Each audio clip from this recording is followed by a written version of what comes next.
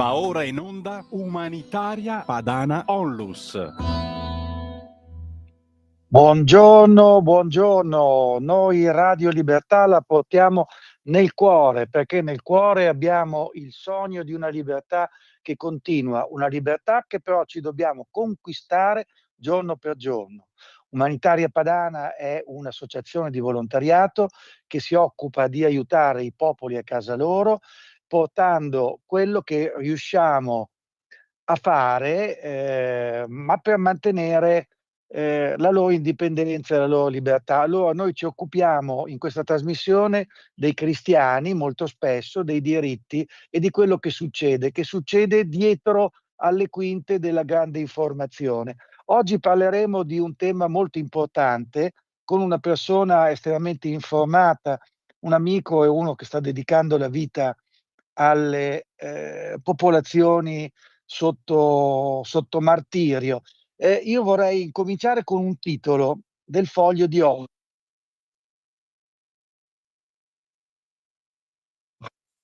E poi inserto di oggi, Nigeria, dove i cristiani non sono nient'altro che un bersaglio da eliminare, costi quel che costi. Le storie vanno raccontate, se le storie non sono raccontate non esistono. Il dramma della Nigeria non esiste, dei cristiani in Nigeria non esiste perché non è raccontato. Noi incominciamo da oggi a parlare di questo grande dramma, ne parliamo con Emanuele Di Leo, ditelo sui tetti, altre associazioni, ma che si occupa direttamente della Nigeria, ha portato molti aiuti, molti interventi. Non è uno scontro religioso, qui a parlare è il vescovo, un vescovo che è intervenuto negli Stati Uniti in una commissione e dice qui le vittime vengono sgozzate al grido di Allah Akbar, la testimonianza di un vescovo al Congresso americano. Emanuele, buongiorno. Buongiorno Massimiliano, buongiorno. Allora, ci racconti, perché non tutti sanno, anzi, cosa sta succedendo in Nigeria, soprattutto la popolazione cristiana, com'è la situazione? Assolutamente. Io però vorrei partire un po' più, se fosse possibile, Massimo, questo se me lo permetti, partire un po' più distanti, cioè fare un po' un quadro Sì. generale, anche perché abbiamo avuto più rapporti appunto sulla libertà religiosa, su quello che sta succedendo nel mondo. Sì. Ad esempio la Chiesa che soffre, ha fatto un'analisi su 196 paesi e da questa analisi è uscito fuori che 5,4 miliardi di persone vivono in paesi dove la libertà religiosa non è garantita. Di questi 196 paesi, 47 sono diciamo a rischio persecuzione, di cui 19 sono a rischio di persecuzione violenta. E la situazione è veramente drammatica, sono oltre 380 milioni i cristiani che soffrono appunto dei livelli estremi di persecuzione e l'Africa ha un focus abbastanza elevato. Ad esempio possiamo anche dire che un cristiano su 5 in Africa è perseguitato. Poi ci sono esempi diversi di persecuzione, ad esempio Manuele, se parli forse più vicino al microfono, forse si sente un po' meglio, scusami. Si sente meglio così? Così prova si sente un po'? meglio? Sì. Mi senti? Ok, perfetto. Sì, ti sento. Ad esempio, dicevo, in Cina c'è la sorveglianza digitale dello Stato che viene estesa, diciamo, alle chiese, moschee, ai templi e molte, diciamo, religioni o si piegano, diciamo, allo Stato cinese o se no subiscono una persecuzione abbastanza importante. In India invece vengono fatte addirittura delle conversioni forzate, o in Nicaragua, ad esempio, il governo Ortega perseguita apertamente la Chiesa Cattolica.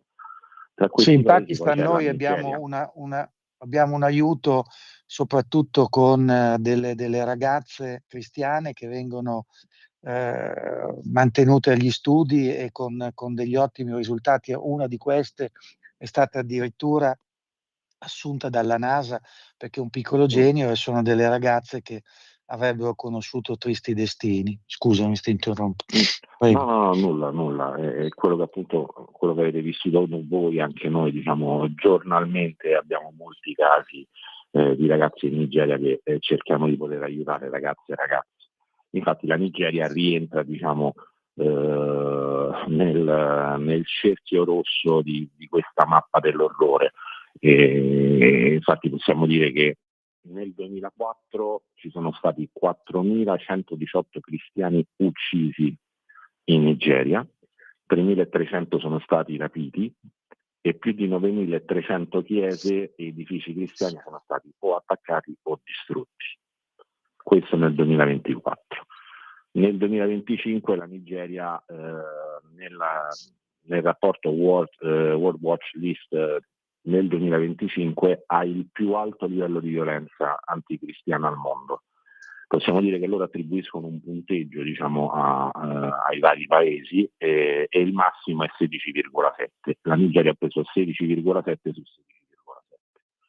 E nel 2025 circa 4.500 cristiani sono stati uccisi e 3.100 sono stati massacrati proprio in Nigeria, quindi per farvi capire anche la percentuale è altissima. Il vescovo che ti dicevo parla, la violenza si sta diffondendo e poi oltre ai morti ci sono milioni di sfollati, terreni distrutti e una crisi umanitaria aggravata dall'insicurezza alimentare. Lui dice che nella sua diocesi il 13 giugno ne sono morti 278 uomini, donne e bambini sgozzati, e dice in modo troppo macabro per essere descritto in una sede del congresso. Massimo, mi ricordo molto bene questo perché era il periodo, diciamo, un po' che si riscaldavano gli animi per la Palestina, no?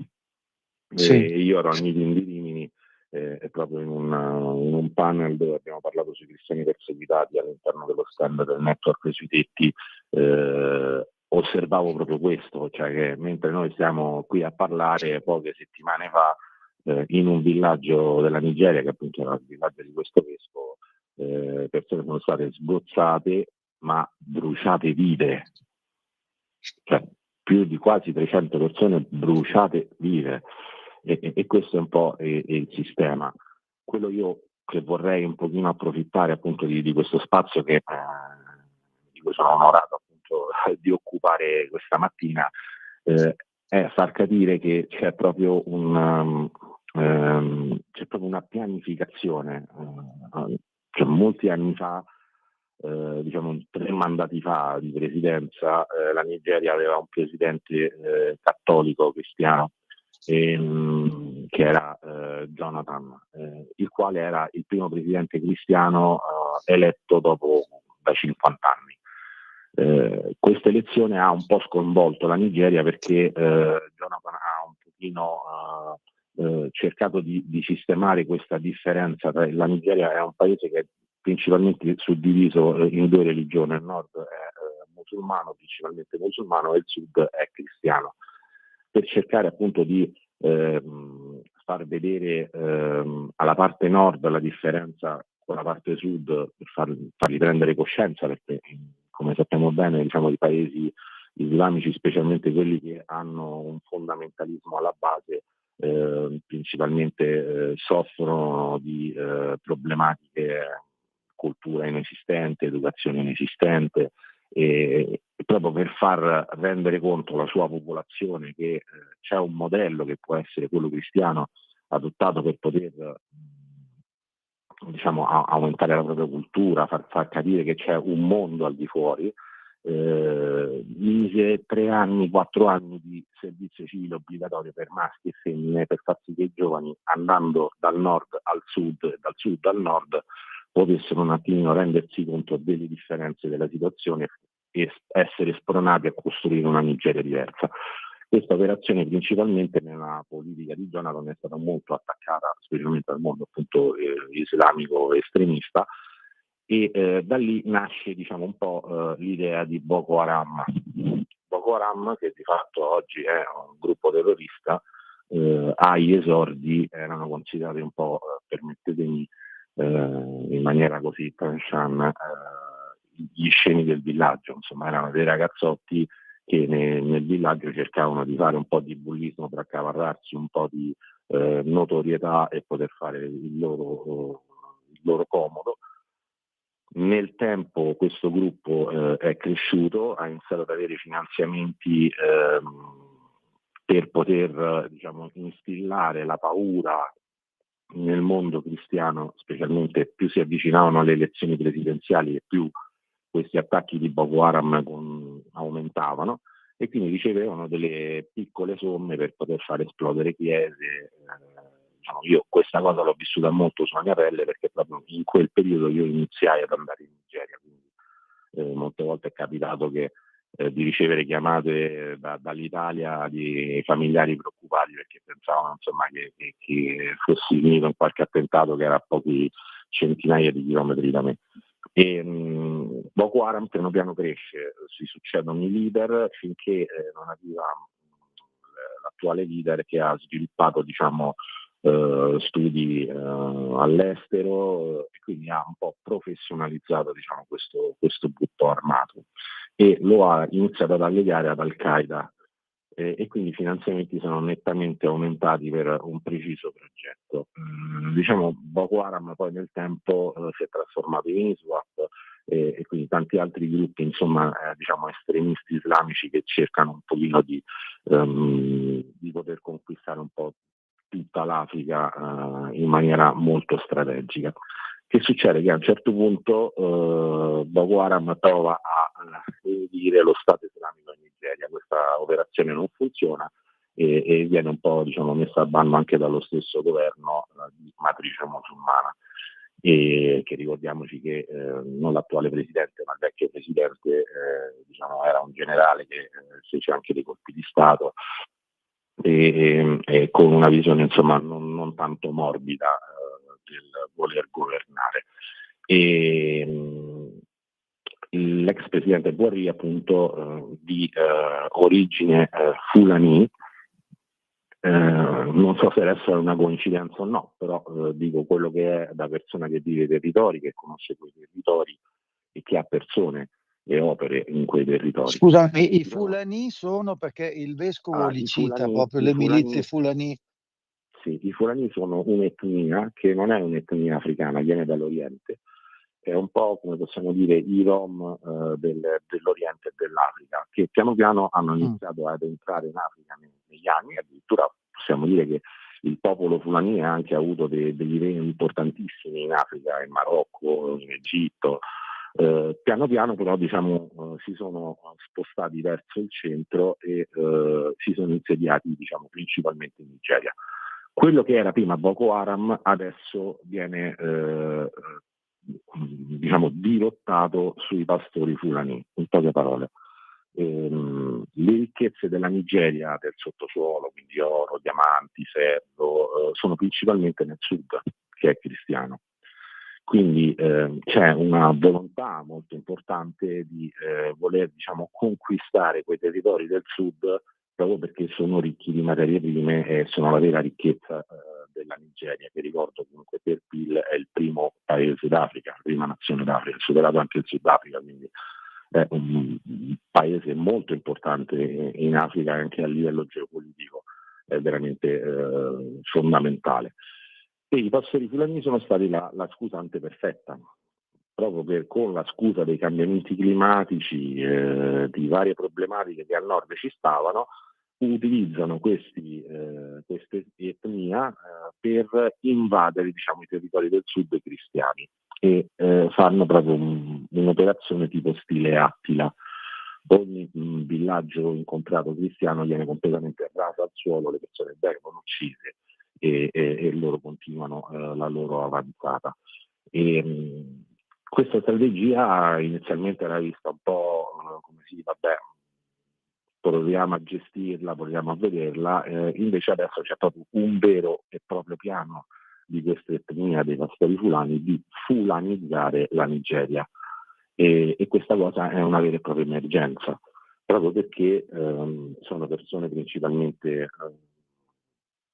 pastori, quindi non hanno una grande cultura e sono molto, ma molto, molto violenti. Mentre noi stiamo parlando, diciamo, le azioni che vengono fatte non sono quelle unicamente di uccidere, e parliamo di numeri elevati, cioè nel 2025 3.100 cristiani sono stati uccisi rispetto ai 4.500 mondiali, ma agiscono anche tramite rapimenti, e questa è un'altra grandissima piaga della Nigeria.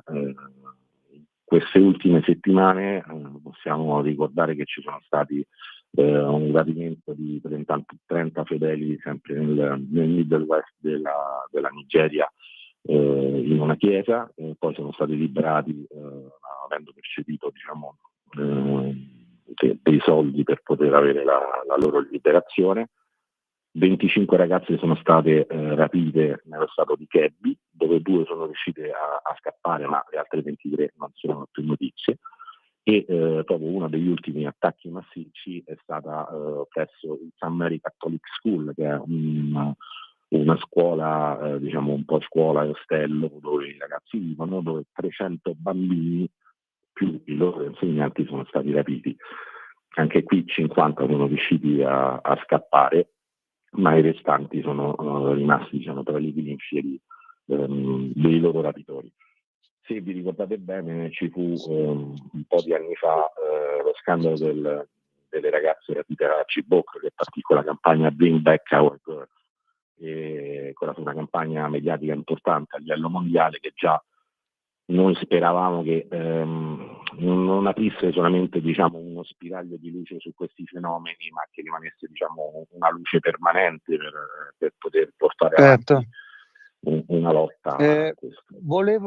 Volevo introdurre un attimo Emanuele, Suad Sbai, che penso che sia collegata. Suad, ci sei? Sì, buongiorno. Ciao, buongiorno.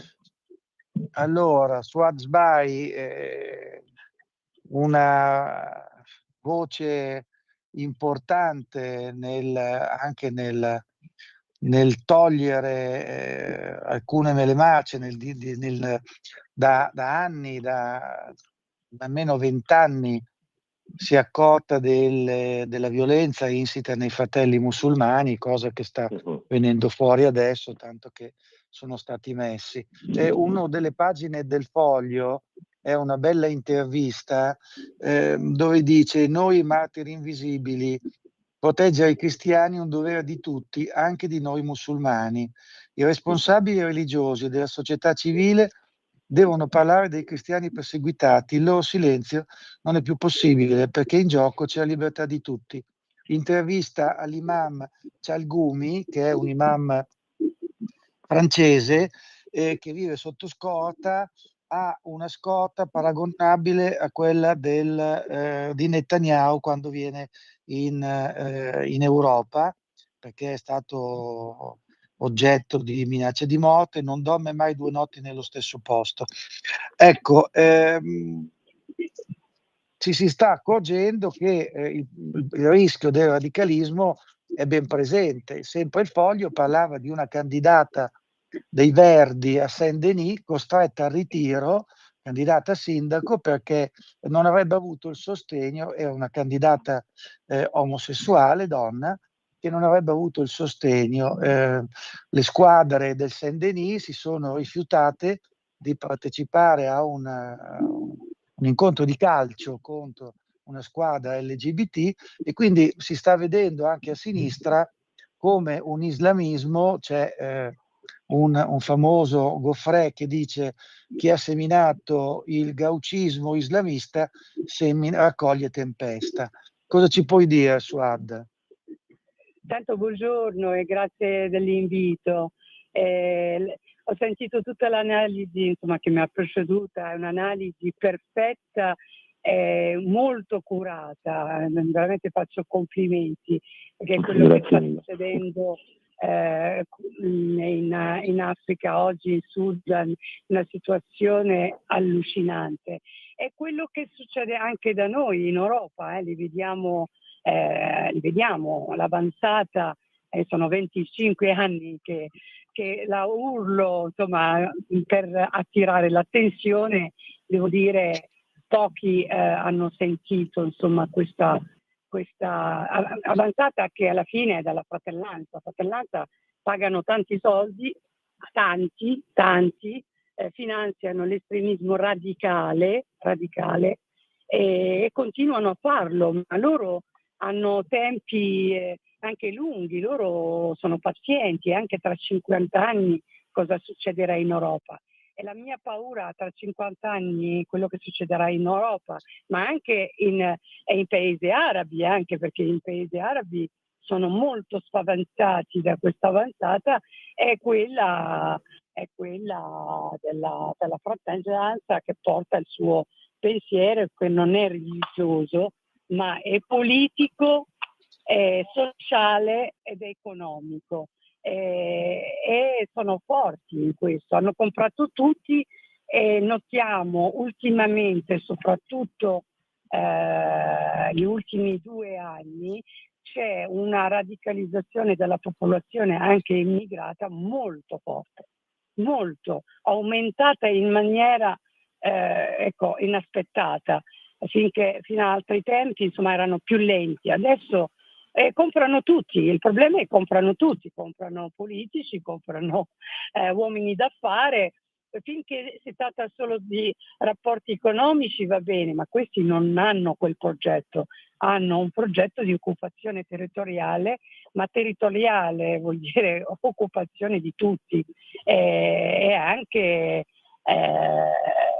estremizzare anche le comunità, e li vedo, noto che le comunità ormai non agiscono, non abbiamo intellettuali, non abbiamo scrittori, non abbiamo nulla. Come lei ha citato prima, Hassan Shalgumi, sì, un imam perseguitato come sono perseguitati tanti anche in Italia, tanti giornalisti che non parlano più, come Magdi, come Valentina, tanti non combattono più. Siamo rimasti pochi a fare fronte contro questo male assoluto. Io ti ringrazio perché la tua è una testimonianza anche vissuta, quindi tu sei una voce libera, ma che hai pagato pesantemente, adesso ovviamente non lo diciamo, ma questa tua voce è una testimonianza importante, quindi noi lanciamo Purtroppo senza scorta, purtroppo non possiamo neanche parlare troppo perché una certa sinistra a me la scorta l'ha tolta. E allora, ecco, certo, senza problemi la danno a Saviano, danno ad altri, e noi che combattiamo veramente una battaglia forte, ce l'hanno tolta, senza problemi, senza avere insulto. Va bene, viviamo comunque, ci mancherebbe altro, però è chiaro che non possiamo esternare troppo quello che vediamo, è chiaro. Sarebbe da dire tante cose, però cerchiamo di limitare i danni. Anche perché questa è una cosa molto grave. Anche perché è molto, molto importante vedere bene a quello che accade anche al di fuori dell'Italia, perché tutto quello che anche ad esempio sta succedendo in Nigeria, che crea sfollati e crea persone che scappano giustamente, milioni. Molti arrivano in Europa, cioè il primo ponte di arrivo è l'Europa. Io trovo ad esempio assurdo, è veramente assurdo, quindi politicamente bisognerebbe fare una battaglia che infatti già ad esempio il gruppo ECR, ma penso insomma anche altri gruppi al Parlamento europeo stanno cercando di fare. L'Europa ancora non ha nominato l'inviato speciale per la libertà religiosa nel mondo. È assurdo che un Trump in America apre un riflettore ad esempio sulla Nigeria per far capire che c'è un problema serio, specialmente di questa cosa dei cristiani perseguitati, e l'Europa come al solito rimane imbambolata senza fare nulla, e dovrebbe mettere un organismo che può dare una mano in questo, e ancora l'inviato speciale non è stato nominato, che è siamo veramente arrivati assurdo. a 150.000 morti, Sì, è un problema veramente importante, pensando anche che il 38% dei minori che vive la tratta, ad esempio, in Africa di quel 38% il 61% è africano, sono bambini africani, perché tutti questi rapimenti, tutti questi assalti, quelle ragazze che sono state rapite, le 25 ragazze rapite o i 300 bambini rapiti in queste 2 settimane, che pensate che fine faranno? Finiranno nel circuito della tratta, finiranno nel circuito dei matrimoni forzati con i jihadisti, questa è la fine che fanno, o diventeranno bambini soldato, perché anche questo è un altro fenomeno che tra Nigeria e Congo è molto elevato. E tutto questo nel silenzio più totale. Ci ritroviamo manifestazioni pro Palestine, che assolutamente i morti, sono tutti uguali, gli errori sono uguali tutti quanti, però qui c'è un silenzio totale, forse perché siamo cristiani? Non lo so. C'è un silenzio assordante. Io ho scritto un articolo sul Sudan.